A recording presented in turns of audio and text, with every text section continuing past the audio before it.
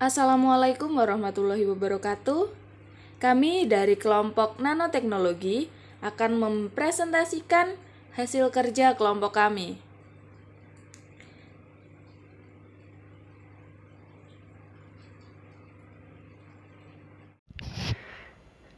Yang pertama, latar belakang. Saat ini jenis polimer alami telah menjadi topik penelitian jika dibandingkan dengan jenis polimer sintetik. Selulosa sebagai contoh polimer alami yang paling melimpah di alam itu digunakan dalam berbagai penelitian dikarenakan kelimpahannya, keterbaruan, dan biodegradabilitas. Bahan komposit berbasis selulosa telah menarik perhatian sebagai bahan antibakteri dalam beberapa tahun terakhir. Bahkan saat ini selulosa juga dapat dibuat menjadi nanokomposit dengan penggabungan berbagai jenis partikel anorganik.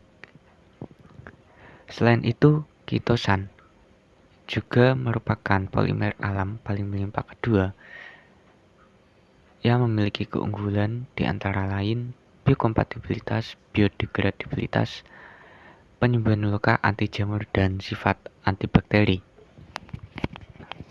Selulosa dan kitosan jika dikombinasikan akan menunjukkan keunggulan masing-masing. Sejauh ini, kitosan dan selulosa dapat dimodifikasi melalui fisik dan kristalisasi nano untuk mendapatkan berbagai jenis komposit.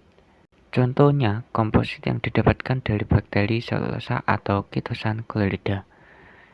Karena perbedaan keunggulan termasuk luas permukaan spesifik yang besar, sifat mekanik yang tinggi, kekakuan aksial yang tinggi, densitas rendah, dan rasio aspek yang tinggi, selulosa nanofibril yang paling menonjol dalam material selulosa, sedangkan kitosan nanofibril menjadi yang paling menonjol dari kitosan. Selulosa nanofibril ini dibuat dari residu lysores, di mana residu lysores selama beberapa abad ini telah digunakan karena memiliki keunggulan seperti antioksidan, penangkal, antivirus, anti-alergi, dan anti-ulkus. Ketika lysores digunakan, tentunya akan menghasilkan residu. Namun, residu setelah pengolahan lysores belum sepenuhnya dimanfaatkan, melainkan hanya digunakan sebagai bahan pakan ternak dan limbah. Kemudian, pada nanokitosan fibril, tidak hanya menjadi keunggulan material kitosan saja, tetapi juga membawa sebuah polikation yang jumlahnya kecil dan meningkatkan sifat antibakteri. Sejauh ini, beberapa penelitian tentang persiapan pembuatan film nanokomposit yang berasal dari residu lysores, selulosa, kitosan fibril, dan selulosa nanofibril. Diharapkan bahwa film nanokomposit selulosa yang dihasilkan akan menunjukkan sifat fisik yang baik dan memiliki kemampuan antibakteri. Oleh karena itu, sebagai pemanfaatan dari residu lysores yang belum dimanfaatkan sepenuhnya, maka residu lysores ini akan dimanfaatkan sebagai produk bermutu tinggi, yaitu dengan membuat nanokomposit film residu lysores dari selulosa nanofibril dan kitosan nanofibril. Yang kedua yaitu permasalahan. Dikarenakan penggunaan residu lysores belum sepenuhnya dimanfaatkan sebagai bahan yang bernilai tinggi, padahal residu lysores tersebut sangat bermanfaat untuk dijadikan produk bernilai tinggi. Salah satunya dibuat menjadi nanokomposit. Oleh karena itu, pada penelitian ini, nanokomposit akan dibuat dari bahan residu lysores, selulosa nanofibril, dan kitosan nanofibril dengan fokus pada sifat nanokomposit film yang dihasilkan meliputi hasil kristanilitas, stabilitas termal, transmisi cahaya, hidrofobisitas, sifat mekanik, dan aktivitas antibakteri. Selanjutnya yaitu pembahasan kedua, tinjauan pustaka. Pengertian. Apa sih nanokomposit? Nanokomposit adalah suatu material yang terbentuk dari kombinasi dua atau lebih material, di mana sifat mekanik dari material pembentuknya berbeda-beda. Oleh karena karakteristik pembentuknya berbeda-beda, maka akan dihasilkan material baru, yaitu komposit yang mempunyai sifat mekanik dan karakteristik yang berbeda dari material-material pembentuknya. Pembuatan nanokomposit. Pembuatan material nanokomposit dapat dilakukan dengan melakukan pendekatan-pendekatan yang mudah dan kompleks. Salah satunya adalah menggunakan pendekatan simple mixing. Selanjutnya adalah kelebihan dan kekurangan nanokomposit. Kelebihannya memiliki density yang jauh lebih rendah daripada bahan konvensional, memiliki kekuatan yang dapat diatur, tailorability, tahan lelah, fatigue resistance yang baik, tahan korosi, dan memiliki kekuatan jenis atau rasio kekuatan terhadap berat jenis yang tinggi. Sedangkan kekurangannya, peningkatan viskositas, kesulitan dalam proses dispersi dan distribusi nanopartikel, penurunan beberapa sifat, misal penurunan pada kekuatan impact dan kekerasan polomida setelah dimodifikasi menjadi nanokomposit. Klasifikasi nanokomposit ada 3, yaitu berbasis keramik, berbasis logam, dan juga berbasis nanokomposit. Material penyusun nanokomposit terdiri dari 2 material, yaitu penguat dan matriks. Penguat atau reinforcement yaitu filler yang mempunyai sifat kurang elastis tapi lebih kaku serta lebih kuat. Secara umum, pembentuk penguat bisa berupa serat, bubuk, kristal, atau serat pendek, dan juga organik, anorganik, metal, ataupun material keramik. Sedangkan matriks umumnya lebih elastis, lebih mempunyai kekuatan dan kekuatan yang lebih rendah.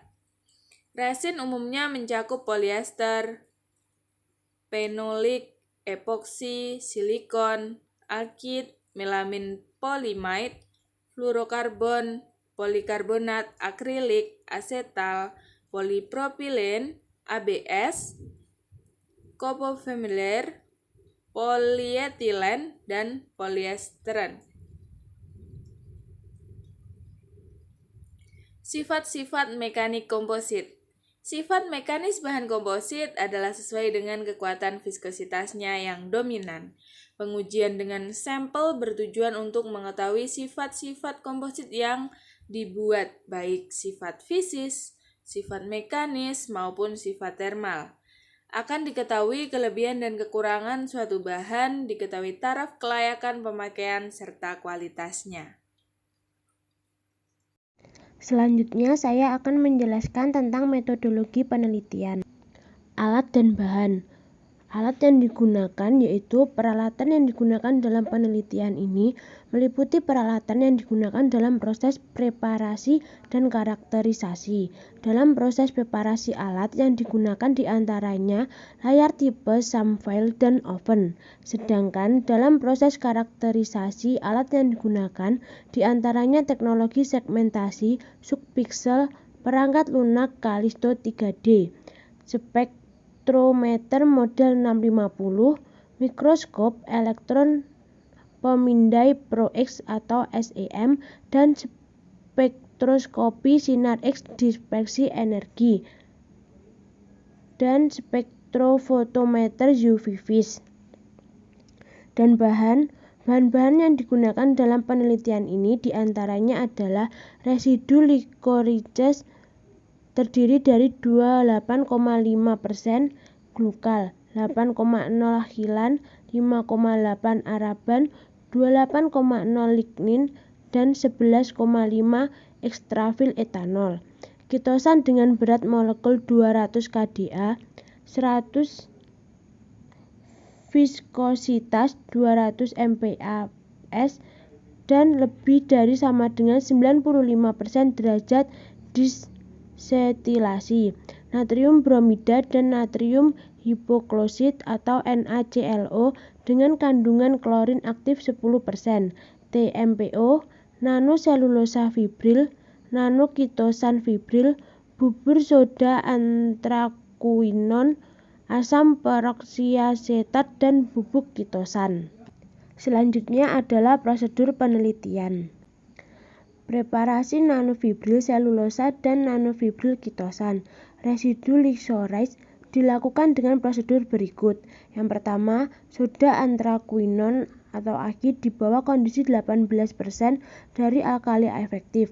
0,05 berat AKI, rasio cair atau padat, dimasukkan ke dalam suhu 160 derajat Celcius selama 60 menit. Kemudian dilakukan penyaringan untuk menghilangkan kotoran dengan menggunakan layar tipe SAM-File dan pemutihan asam peroksiasetat untuk mendapatkan residu Lixorise yang diputihkan soda AKI dengan kecerahan 77,78% ISO. Yang kedua, homogenisasi tekanan tinggi enzim suspensi pulp yang dilakukan secara khusus. Suspensi yang dihasilkan adalah ETCNF. CHN dibuat dari bubuk kitosan komersial oleh TIMPO atau NABR atau NaClO oksidasi di bawah kondisi 1,6% berat TMPO, 10% berat NABR, 20 milimol per gram kitosan NaClO, dan kemudian homogenisasi tekanan tinggi. Bahan kimia dosis diambil berdasarkan berat kering oven kitosan bubuk. Preparasi nanokomposit film. Jumlah CHN yang berbeda dicampur dengan suspensi CNF dan kemudian dibuat menjadi film nanokomposit dengan filtrasi vakum. Nanokomposit film disimpan di lingkungan dengan relatif kelembapan selama 2 hari. Kemudian karakterisasi ETCNF dan CHN. Diameter dan rasio aspek ETCNF dan CHN ditentukan dengan penganalisis ukuran partikel 500 nanoXy. Kemudian dianalisis dengan teknologi segmentasi subpiksel perangkat lunak Kallisto 3D. Spektrum FTIR, ETCNF, dan CHN direkam dengan spektrometer model 650. Selanjutnya yaitu karakterisasi nanokomposit film. Mikroskop elektron pemindahan Pro-X atau SEM dan spektroskopi sinar X dispersi digunakan untuk mengamati morfologi permukaan dan penampang dan distribusi unsur nanokomposit film. Kemudian transmisi cahaya nanokomposit film ditentukan menggunakan 3600 plus UV vis spektrofotometer pada panjang gelombang 200 sampai 800 nm. Sifat mekanik nanokomposit film diukur dengan penguji kekuatan tarik di bawah beban 30 N pada kecepatan 1 mm per menit. Ukuran sampel adalah 90 mm per 15 mm. Sampelnya adalah V pertama disimpan di lingkungan 23 derajat Celcius dan 50% kelembapan relatif selama 2 hari. Dan yang terakhir, E. coli dan S. aureus dipilih untuk mengevaluasi aktivitas antibakteri nanokomposit film yang digunakan sesuai dengan metode. Berikutnya yaitu mengenai hasil dan pembahasan. Yang pertama yaitu karakterisasi ETCNF dan CHN. Berdasarkan gambar yang telah dipaparkan, menunjukkan spektrum FTIR dari ETCNF kitosan dan CHN. Pada ETCNF itu dihasilkan karakteristik puncak penyerapan molekul selulosa pada rentang 1112 cm dan 1045 cm. Berikutnya yaitu pada kitosan dengan puncak penyerapan 3200 sampai 3500 cm. Pada CHN, puncak berada pada 1625 dan 1520. Pada gambar 2B ditemukan bahwa rata-rata diameter dari ETCNF dan CHN adalah 130 nanometer dan 204 nanometer. Sementara aspek rasio dari ETCNF dan CHN adalah 62 dan 65. Karakterisasi nanokomposit film, di mana nanokomposit film dengan perbedaan dosis CHN ditetapkan dengan struktur selulosa. Puncak penyerapannya pada 1112 cm dan 1045 cm. Hasil di atas mengindikasikan bahwa ETCNF dan CHN pada 3 nanokomposit film mempunyai kompatibilitas yang bagus dan ikatan hidrogen yang dibentuk antara ETCNF dan CHN. Berikutnya itu gambar yang menunjukkan spektrum efek dosis CHN pada sifat nanokomposit film. Yang pertama, 3 puncak difraksi khas selulosa 1 muncul pada 15,0 hingga 15,6, kemudian 16,3 hingga 16,5, dan 22,3 hingga 22,6. Kristal indeks kemurnian dari ETCNF atau CHN 0% adalah 86,6%, kemudian ETCNF atau CHN 5% sebesar 86,5%, ETCNF atau CHN 10% sebesar 85%, dan ETCNF atau CHN 15% sebesar 84,2%. Selanjutnya yaitu stabilitas termal dari film nanokomposit. Hasilnya menunjukkan bahwa sifat termal dari film nanokomposit ETCNF atau CHN itu sedikit lebih rendah daripada ETCNF atau CHN 0%. Nah, sifat termal bahan komposit dipengaruhi oleh derajat dispersi nanopartikel, ikatan hidrogen, dan interaksi antara rantai polimer dan nanopartikel. Selanjutnya yaitu sifat optik dari film nanokomposit film, bahwa transmisi cahaya film nanokomposit merespon sama dengan perubahan panjang gelombang. Selanjutnya itu gambar yang menunjukkan foto-foto, gambar SEM, dan unsur distribusi nanokomposit film. Yang terakhir yaitu kesimpulan. ETCNF dari residu lysorise dibuat dengan pretreatment enzimatik yang dikombinasi dengan homogenisasi dan diperoleh CHN dari ketosan. ETCNF dan CHN dihasilkan memiliki diameter rata-rata masing-masing 130 nm dan 204 nm. Nanokomposit ETCNF atau CHN film berhasil disiapkan dengan peningkatan dosis CHN. Hidrofobisitas nanokomposit ETCNF atau CHN film meningkat. Transmisi cahaya, kristalinitas, dan stabilitas termal nanokomposit yang dihasilkan film berkurang sampai tingkat tertentu, sedangkan regangan tarik dan tegangan tarik meningkat dan kemudian menurun. Mengambil ETCNF atau CHN 10% sebagai contoh, kristalinisasi transmisi cahaya pada 750 nF, sudut kontak air pada 3S. Regangan tarik kemudian nanokomposit film masing-masing adalah 78,9%, 72%, 40 derajat, dan 39,6 MPa. Nanokomposit ETCNF atau CHN film menunjukkan aktivitas antibakteri yang baik, terutama untuk E. coli. Nanokomposit film dari ETCNF atau CHN akan memiliki aplikasi potensial sebagai pembalut luka. Nah, sekian presentasi dari kelompok kami. Apabila ada kurangnya kami mohon maaf, dan apabila ada lebihnya itu hanya dari Allah Subhanahu wa taala. Wassalamualaikum warahmatullahi wabarakatuh.